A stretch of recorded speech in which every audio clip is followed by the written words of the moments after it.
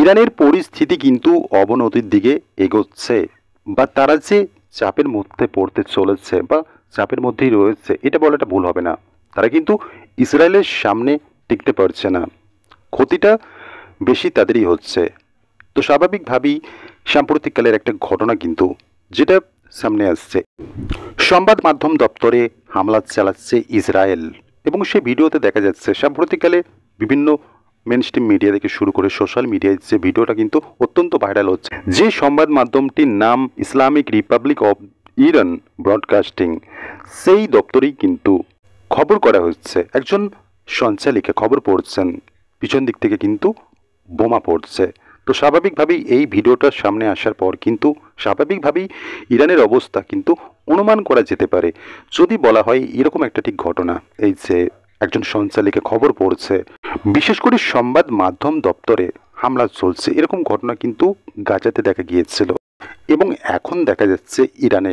তো স্বাভাবিকভাবেই বলা যেতে পারে যে ইরান এবং ইসরায়েলের মধ্যে এই যে যুদ্ধ, সেই যুদ্ধ কিন্তু ভয়াবহতার দিকে অগ্রসর হচ্ছে, এবং এর মধ্যে যে আমেরিকাও যখন তখন ছাপিয়ে পড়তে পারে, এরকম একটা আশঙ্কা কিন্তু দানা বাঁধছে।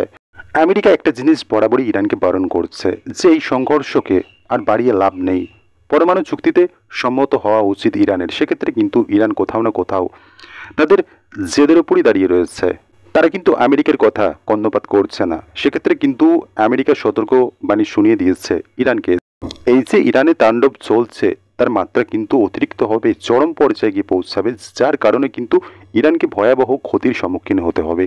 যাতে সেটা না হয় সেই জন্য কিন্তু আমেরিকা বারংবার ইরানকে সতর্কবাণী শোনাচ্ছে।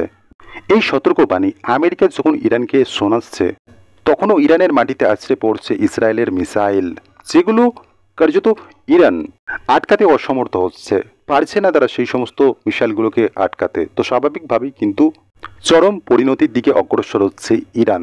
এবং সাম্প্রতিককালে আরেকটা জিনিস কিন্তু অনুমান করা হচ্ছে, আজ করা হচ্ছে, যদি দেখা হয় গাজা, সেই গাজায় যে হামাস, সেই হামাসের যে সমস্ত শীর্ষ নেতারা ছিল, এক এক করে কিন্তু সেই সমস্ত নেতাদের নিকেশ করেছে ইসরায়েল, এবং সেই জিনিসটা কিন্তু এবার ইরানের ওপরও হতে চলেছে, এরকম একটা জিনিস কিন্তু সামনে আসছে। তো সেক্ষেত্রে সংবাদ সংস্থা রাইটার্স সেখানে ইরানের সর্বোচ্চ ধর্মীয় নেতাকে হত্যার একটা ছক করছে ইসরায়েল, এই জিনিসটা কিন্তু সামনে আসছে।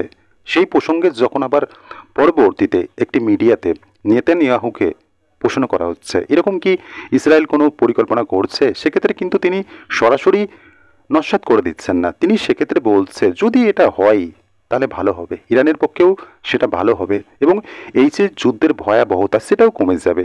স্বাভাবিকভাবেই গাজার ইসরায়েলের সাথে যুদ্ধে জড়ানো এবং হামাসের যারা শীর্ষ নেতা ছিল এক এক করে কিন্তু তাদেরকে নিশানা করেছে ইসরায়েল, তাদেরকে নিকেশ করেছে, যাতে এই যে শিকড়, সেই শিকড় উপরে ফেলা যায়।